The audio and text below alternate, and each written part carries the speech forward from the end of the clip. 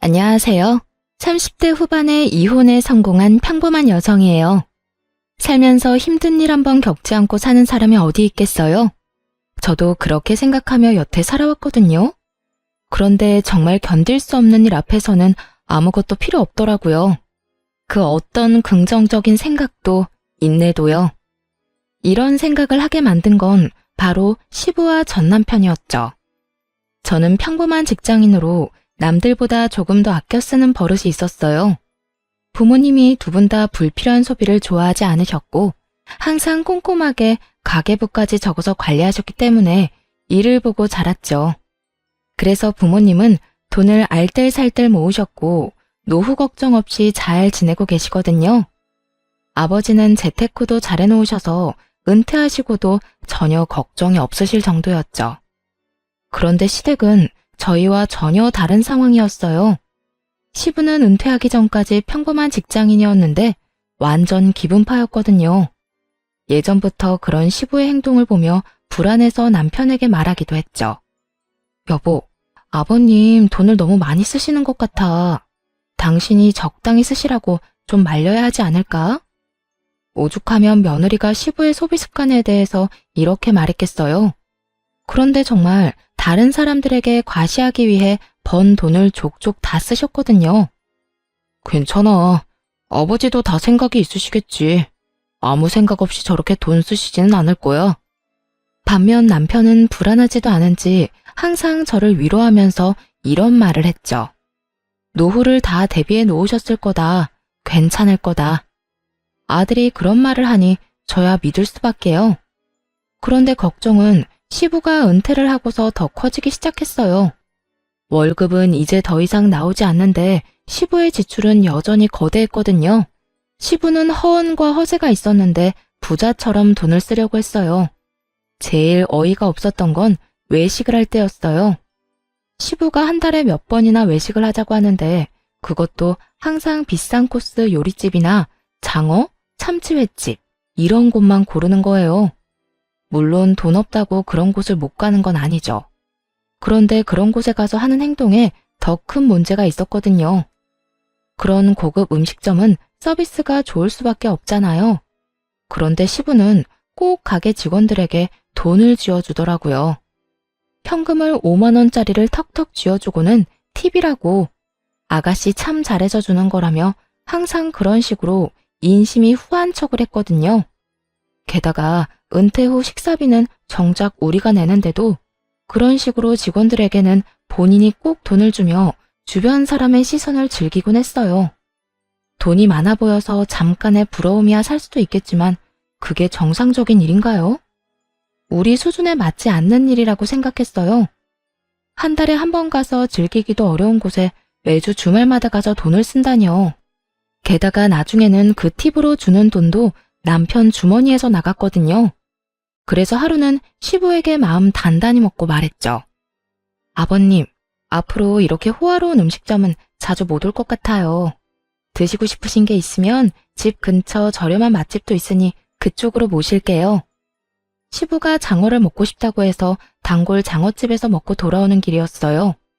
그날도 어김없이 시부는 가게 직원에게 10만 원을 쥐어주었죠. 왜 우리가 여길 자주 못 와? 너희 그만큼 능력 안 돼?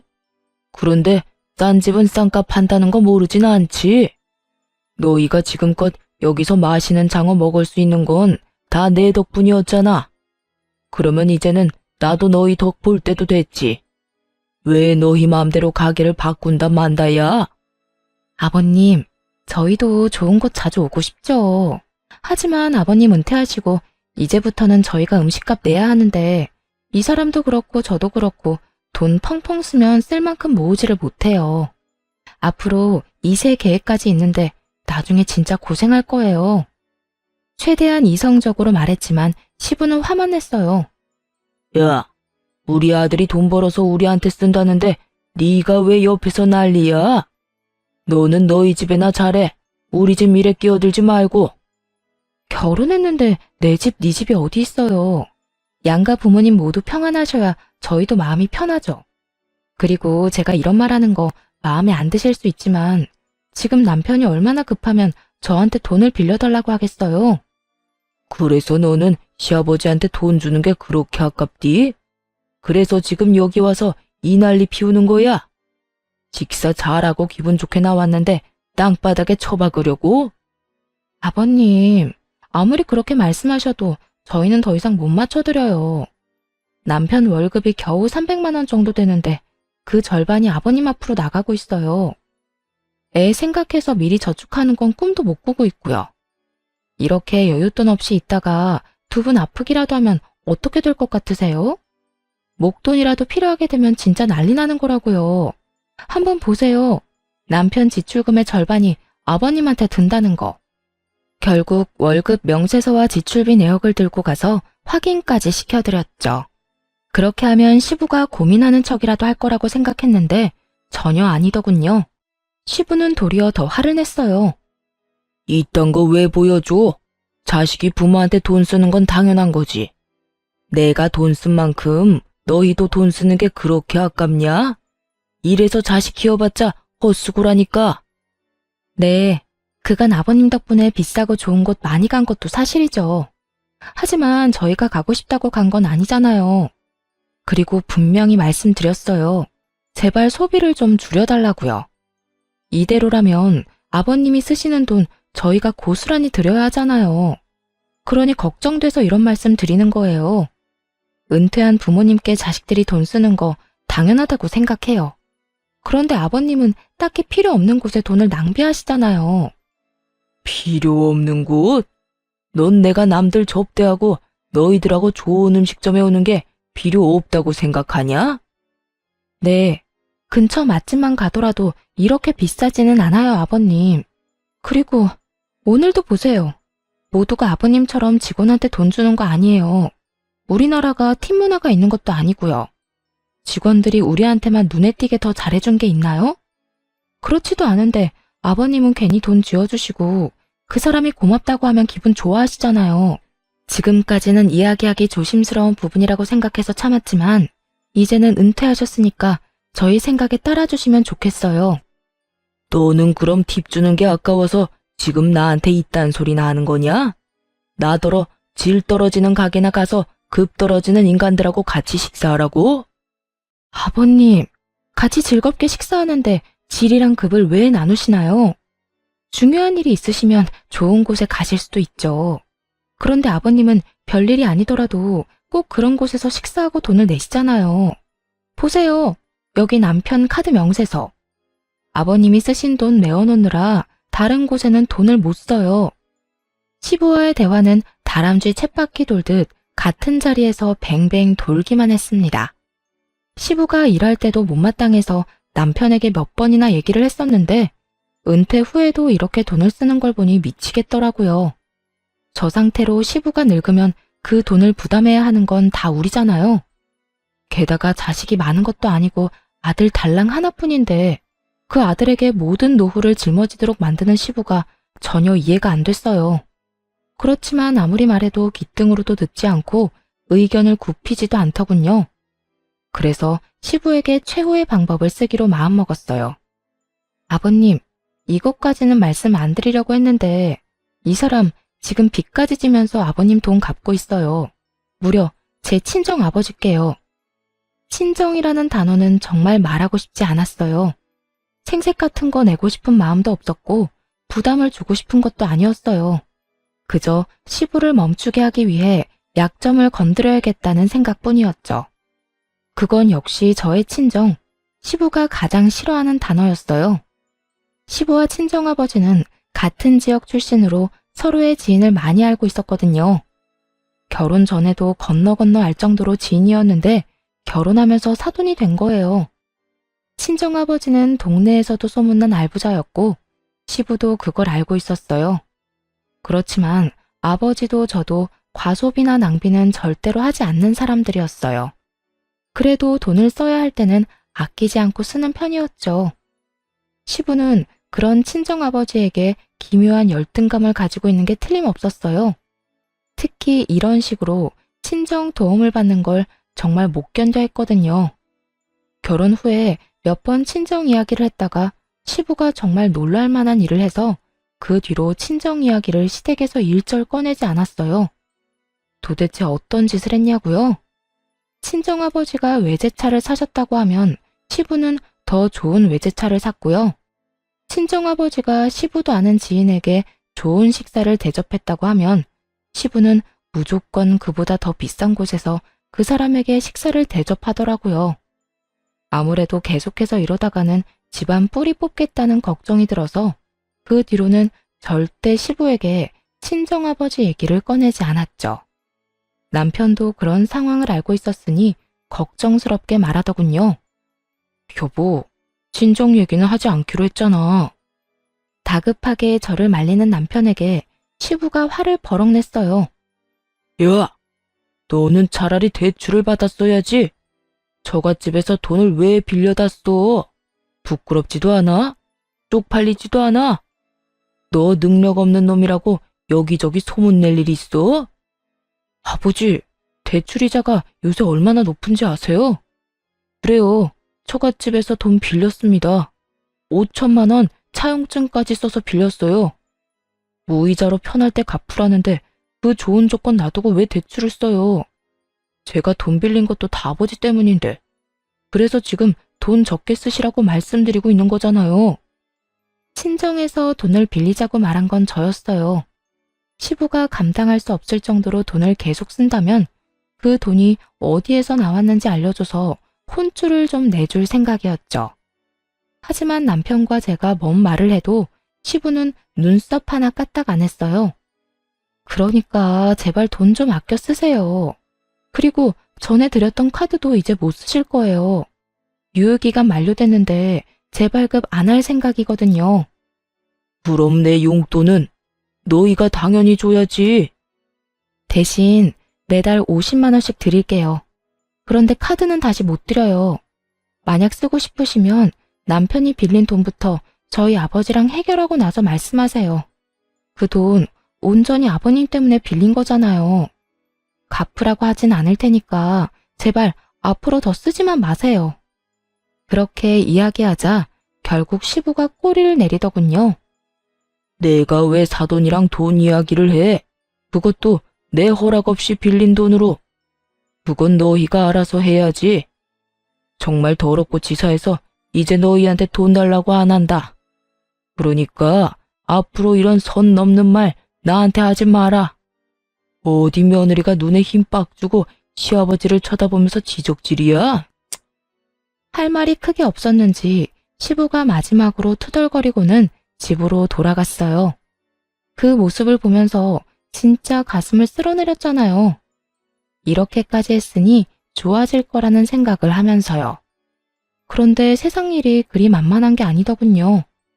몇 달간 연락이 없어서 시부가 드디어 정신 차렸다고 생각했거든요.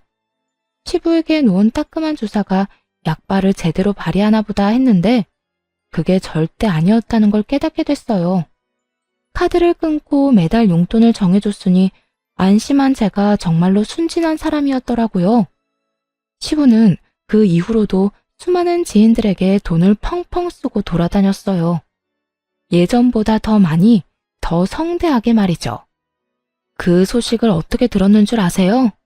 바로 친정아버지의 입을 통해 알게 됐답니다. 야, 너희 시아버지 지금 난리도 아니던데 괜찮은 거 맞아? 어머니에게 반찬을 받으러 친정에 잠시 들렀는데 친정아버지가 걱정스러운 얼굴로 말을 건네셨어요. 어? 무슨 난리? 우리 요새 연락 많이 안 해. 주말마다 가던 것도 한 달에 한 번으로 줄였고. 근데 무슨 일인데? 모임 사람들 몇 명 데리고 가서 완전히 돈 펑펑 쓰고 왔다는데 저번에 식사 같이 하고 온 정 사장이 그러더라고. 은퇴 기념이라고 식사 대접했다는데 영수증에 찍힌 돈이 300만 원이 넘었단다. 10명 정도 갔다는데 밥만 먹어서 그만큼이면 대체 얼마나 비싼 데를 간 거냐? 저번에 우리 사위가 나한테 돈 빌려갔는데 그거 알고는 있는 거야? 그 이야기를 듣는데 눈앞이 노래지더군요. 고작 한 끼를 먹는데 300만 원 넘게 지출한 시부. 낭비벽이 사라진 게 아니었어요. 너무나 걱정되는 건 그 돈이 도대체 어디서 나왔냐는 거였죠. 집에 돌아오자마자 남편을 닥달했어요. 여보, 당신이 좀 알아봐봐. 아버님 도대체 무슨 생각으로, 아니, 무슨 돈으로 그렇게 지르신 건지. 여보, 이제 그만 좀 해. 아버지한테 돈도 적게 드리고 있고 카드도 안 드렸잖아. 그러면 알아서 돈 쓰고 계시는 거겠지. 우리가 그런 것까지 어떻게 다 신경 쓰면서 살아? 전에 얘기한 거 잘 알아들으셨을 테니까 이제 제발 그만 좀 하자, 어? 그걸 떠나서 아버님이 지금 돈을 너무 많이 쓰고 계신 거잖아. 하루에 300만 원 이상 지출이 나오는데, 여보, 이건 그냥 아버님께 맡겨서 될 일이 아니라고. 무슨 일인지 확인을 해야 해. 당장 어디서 그 돈이 났겠어? 대출이라도 받으신 거면. 걱정 그만하래도. 그리고 막말로 우리가 아버지 인생에 이렇게 간섭하는 거 그것도 좋지 않은 거야. 아버지 이해하려고 노력해야지. 왜 매번 아버지 하는 일마다 딴지를 걸어? 일이 한 번 터지면 너무 규모가 클 테니까 그렇지. 그래서 지금 확인도 안 해보겠다는 거야? 아버지 뒷조사는 좀 아닌 것 같아. 조금만 지켜봐주면 안 되겠어? 아버지도 생각이 있으시겠지. 솔직하게 말해서 신경 안 쓰고 싶어. 남편의 단호한 말과 행동에 기분이 상했어요. 이게 다 저 좋자고 하는 일이겠어요? 남편도 시부가 쓰는 돈 때문에 힘들어하니까 그런 거죠. 이런 마음도 몰라주고 남편은 귀찮다는 말만 하고 알아볼 생각조차 하지 않더군요. 시부에게 따로 물어볼까 고민도 했지만 그러지는 않기로 했어요. 나중에 문제 터지면 남편이 알아서 하겠지 하는 생각을 하기도 했고요. 솔직히 말하면 안일하게 생각한 것 같기도 해요.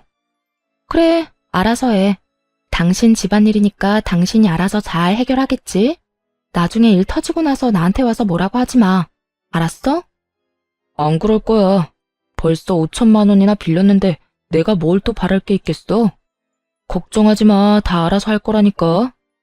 그로부터 6개월이 지났을 무렵, 그렇게 호언장담하던 남편이 잔뜩 주눅든 얼굴로 부탁을 하러 왔어요. 그간 한 번도 시댁에 가보질 않았는데 시댁에서 난리가 났다고 하더군요. 여보, 우리 집 좀 도와주면 안 될까? 지금 집 완전 난리 났어. 본가도 난리고 아버지 차도 지금 다 날릴 판이야. 그게 무슨 소리야? 당신 내가 알아보라고 할 때까지만 해도 괜찮다며. 근데 6개월 만에 무슨 집이며 차며 다 날아간대. 아, 나도 이런 말 당신한테 하고 싶진 않은데 아버지가 또 사고 치셨어. 집이랑 자동차 담보대출 받고 신용대출까지 끝까지 받으셨대. 지금 빚더미 앉아서 집이며 차며 다 팔아도 갚을 돈이 안 돼. 아니, 당장 길거리로 나가게 생겼단 말이야. 대출금 연체돼서 집은 경매로 넘어가고 차 앞딱지 붙고 난리가 났어. 어떡해, 당신이 좀 도와줘. 내가 지금 이 상황에서 뭘 도와줄 수 있는데? 그래서 뭐 아버님 빚이라도 대신 갚으라고? 내가 분명히 얘기했지. 아버님 어떻게 그렇게 돈 펑펑 쓰고 다니시냐고 알아보라고 했잖아. 그때는 귀찮아서 알아보지도 않더니 문제 터지니까 왜 나한테 도와달라는 건데? 우리 아버지가 5천만 원 빌려준 것도 아직 다 못 갚았잖아. 여보, 제발 한 번만 부탁해. 내가 빚 갚아달라고 이야기하진 않을게. 대신 아버지 살 곳만이라도 좀 마련해주면 안 될까? 내 마음 같아서는 우리 집에서 같이 살고 싶지만 당신 눈치도 보이고 아버지 자존심에 같이 살고 싶진 않으실 거야. 제발 좀 도와줘, 어? 이대로 길거리에 나앉도록 만들 순 없잖아. 바짝 엎드려 빌다시피 하는 남편을 보면서 속이 뒤집어졌어요. 그때는 뭐하고 이제 와서 소 잃고 외양간 고친다는 건지. 일단 아버지한테 얘기해 볼게. 근데 이런 식으로 해결될 일 아니야. 당신 아버지한테 따끔하게 이야기 좀 하라고. 이게 몇 번째야? 아버님이 바뀌셔야 이런 상황이 또 일어나는 걸 막을 수 있어. 어쩔 수 없이 친정아버지에게 연락을 했어요. 자초지종을 설명하고 쓸 수 있는 집이 있는지 물어봤죠. 아버지는 한숨을 쉬시더니 아버지 명의의 집을 하나 이야기하시더라고요. 내키지 않으셨겠지만 딸 일이라 도움을 주신 거였을 거예요. 몇 달 전까진 조부모님이 쓰시던 집이었는데 생각보다 상태가 매우 좋았어요. 그 안에 있는 가구며 가전이 2년 전에 새로 싹 들여온 것들이라 그대로 몸만 들어가 살아도 될 정도였죠. 그 집은 조부모님이 마지막 여생을 보내셨던 곳이라서 꽤 괜찮은 주택가에 있는 데다가 집값도 높고 평수도 컸어요. 사실 그곳을 비워둔 건 조만간 친정 부모님이 들어가려고 하셨기 때문이었거든요. 그런 집을 빌려줘도 괜찮겠냐고 물으니 아버지께서 사돈에게 큰일 나는 것보다야 낫지 않겠냐고 말하시더라고요. 아버지 명의의 집이고 돈 내고 들어가는 게 아니니 괜찮겠다 싶어 남편에게 말했죠. 남편은 엄청 좋아하며 시댁에는 자기가 잘 이야기하겠다고 하고 혼자서 가더군요. 시부모님과 사이가 별로 좋지 않아서 굳이 저는 안 따라갔거든요. 남편이 돌아와서는 시부모님이 무척 좋아하셨다고 전했어요. 앞으로는 돈 낭비하지 말라고 전해드려. 알았어? 만약 또 터지면 그때는 절대 책임 못 져. 그렇게 으름장을 놨는데 남편이 알겠다며 자기만 믿으라고 하더군요. 그런데 얼마 못 가 또 안 좋은 소식을 친정 아버지를 통해 들어야 했어요. 시부가 그 집으로 사람들을 엄청 초대한다는 거예요. 돈이 없으니 이제 집으로 사람을 초대하나 보다 싶었는데 어느 날 친정아버지가 화가 나서 저를 찾아왔더라고요. 바깥 사돈이 해도 진짜 너무 하는구나. 어떻게 이런 짓을 할 수가 있어? 아빠, 왜 그래요? 무슨 일 있었어요? 말도 마라. 내 지인들이 초대됐는데 그 집이 너희 할아버지 집인 거 아는 사람들이었거든. 지인들이 사돈이 많이 도와줘서 다행입니다. 라고 말 한 번 했는데 바깥 사돈이 이 집을 자기 아들이 샀다고 했다는 거야. 아닌 것 같다고 진실을 말해줘도 이렇게 좋은 집 산 게 부러워서 우리가 거짓말하고 다니는 것 같다고 했다지 뭐냐. 이게 도대체 무슨 일이야? 세상에, 시아버지가 그렇게 말씀하셨다고요? 그 집이 우리 거라는 게 거짓말이라고? 도움을 줬다고 고맙다는 인사를 받을 생각은 하지도 않았어. 너희 시아버지 쪼잔하고 괜한 열등감 가지고 있는 거 내가 잘 아니까. 그래도 힘든 사람 돕자고 한 일인데 이런 식으로 사람을 거짓말쟁이로 만들다니 어떻게 인간이 그럴 수가 있어? 그 이야기를 듣는데 너무 어이가 없더라고요. 남편이 무슨 돈이 있어서 그렇게 큰 주택을 마련했겠어요. 누가 봐도 빌렸을 게 뻔한데 아들이 산 집이 되다니. 게다가 문제는 시부의 허언증에 저희 부모님이 거짓말쟁이가 되어버렸다는 거죠. 그래서 그날 저녁 남편에게 따졌어요. 이야기해봐. 이게 어떻게 된 일이야? 우리가 빌려준 그 집이 어떻게 당신이 사준 집이 된 건데? 여보, 그냥 그런 걸로 하면 안 돼? 지금 부모님이 거기서 살고 계시잖아. 빌려서 살고 있다고 하면 아버지도 좀 창피하시니까 그런 말을 한 거겠지. 그럼 너는 이게 괜찮아? 당신 가족이 친 사고 때문에 우리 아버지는 돈도 빌려주고 집도 빌려줬어. 그런데 지금 주변 지인분들한테 거짓말쟁이로 찍혔다고. 누가 그게 괜찮다고 했어? 거기 살고 계신 우리 부모님은 그냥 놔두자고 하는 말이잖아. 그럼 우리 부모님은 뭐가 되는데? 부끄러운 건 아버님 몫이지 우리 부모님 몫이 아니야. 진짜 실망이야. 당신이 어떻게 우리 집에 이런 식으로 해? 은혜를 원수로 갚는 것도 정도가 있지. 이건 뭐 원수가 아니라 아주 쑥대밭을 만들었잖아. 당신이 조금만 참아주면 안 돼? 아버지가 그 성격에 얼마나 눈치 보이고 답답하셨으면 그러셨겠어. 그러게, 돈을 누가 그렇게 펑펑 쓰래? 그 뒷수습은 우리 집이 다 했는데 결국 돌아오는 건 뒤통수다 이거지? 됐어. 나 이제 안 도와줄 거야. 우리 이혼해. 헤어지고 당신한테 빌려준 거 다 받아낼 거야. 그렇게 하면 우리 아버지 거짓말쟁이라는 소문도 다 사라지겠지. 여보, 갑자기 이혼이라니 무슨 소리야. 절대 안 돼. 너무 감정적으로 굴지 마. 그런 소리해서 미안해. 내가 한 사람 한 사람 다 찾아가서 오해가 있었다고 설명할 테니까. 아니, 그럴 필요 없어. 생각해보니까 이렇게 하는 게 맞아. 언제까지고 친정이 당신 집안 뒤치다꺼리 해줄 수는 없잖아.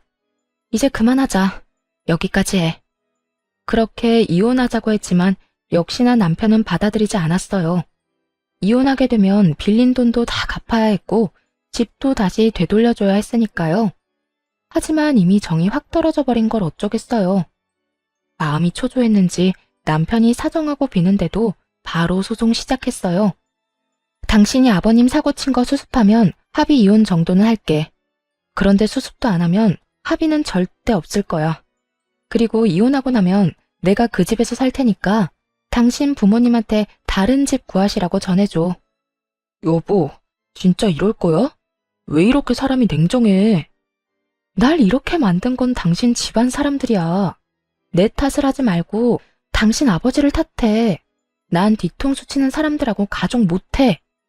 결국 이혼 소송이 진행됐습니다. 그동안에도 시부모는 연락 한 번 없었어요.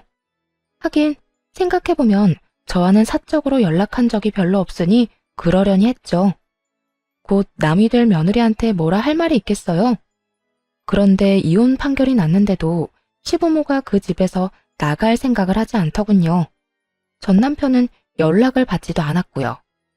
설마 이대로 모르쇠 하고 놀러 앉으려는 건가 의심하는 차에 친정아버지가 모임에 가셨다가 노발대발하며 오셨어요.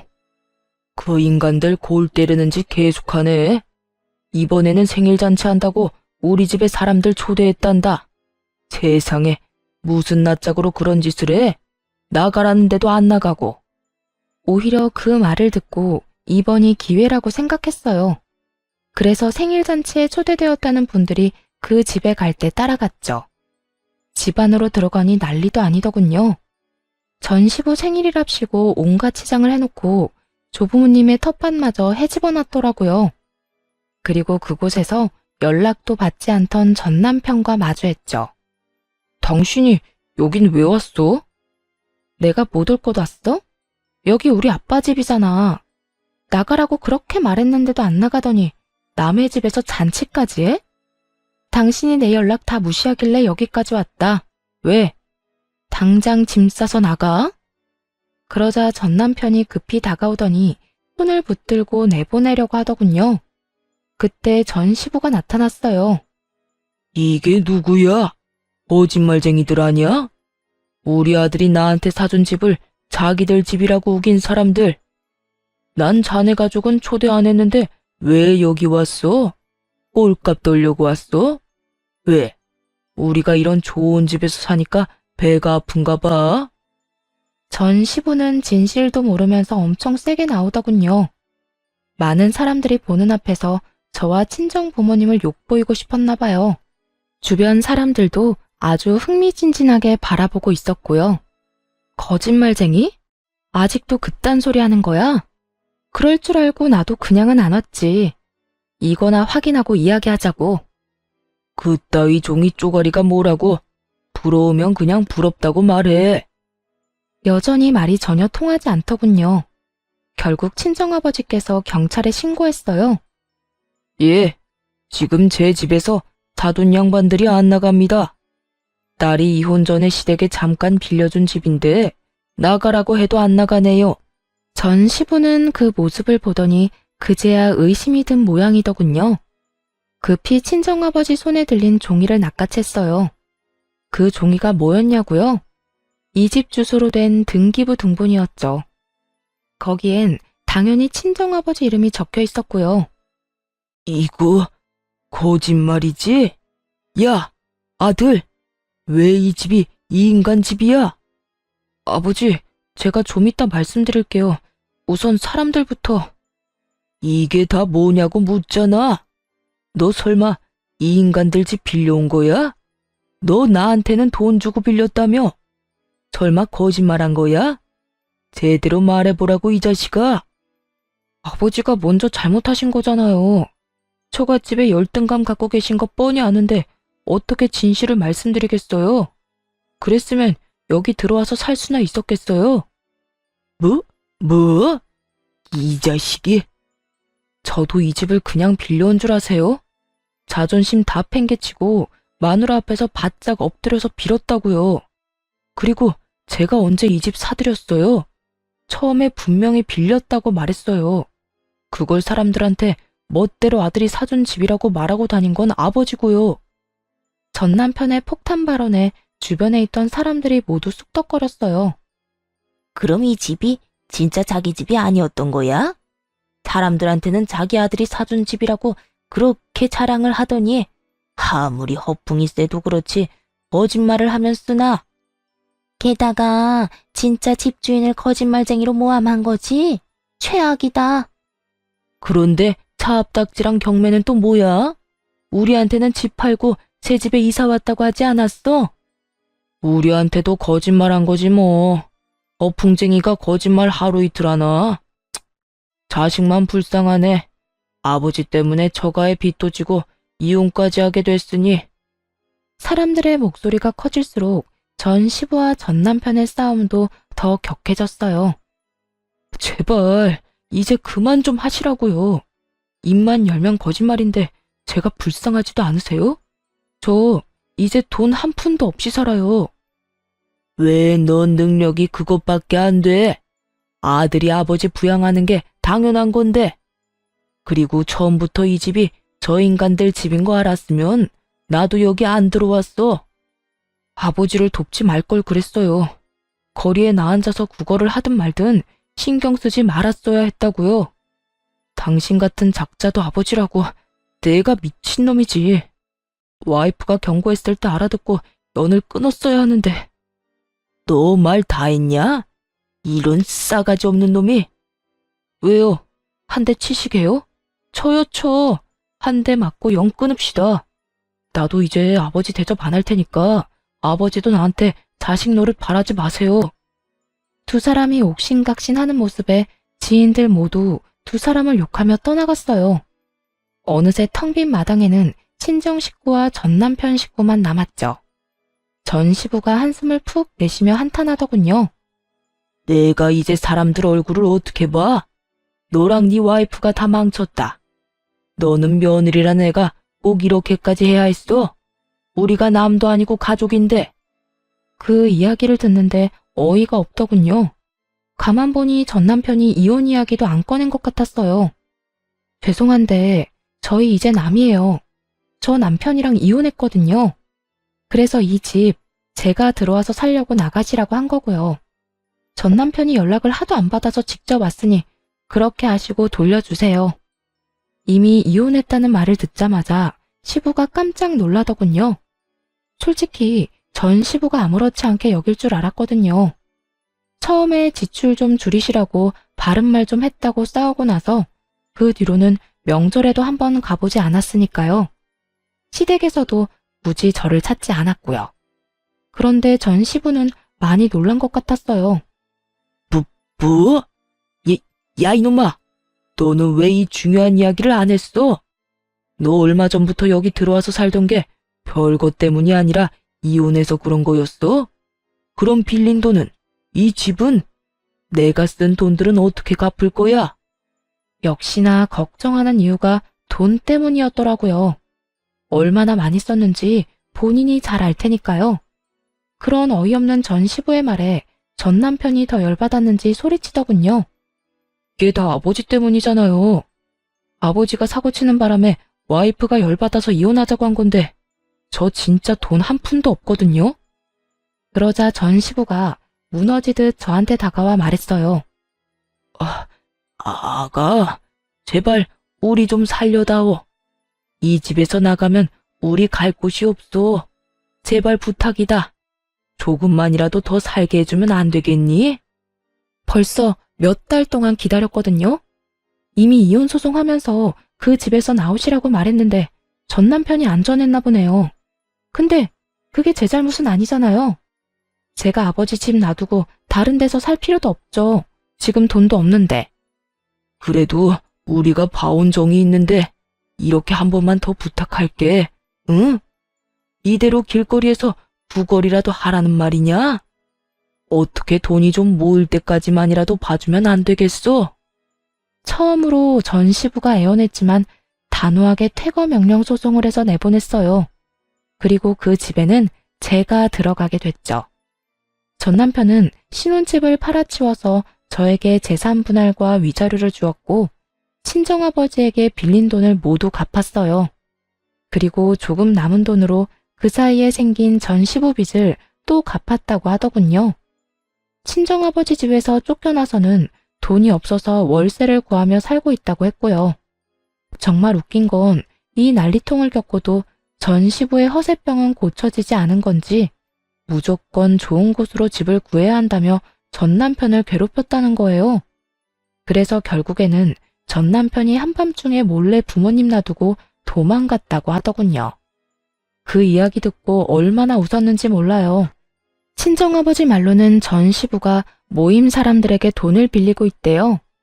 그동안 비싼 음식 많이 받아먹은 이들이 돈을 좀 빌려줬다는데 그거 가져가고는 갚는 날을 차일피일 미루기만 한다고 하더라고요.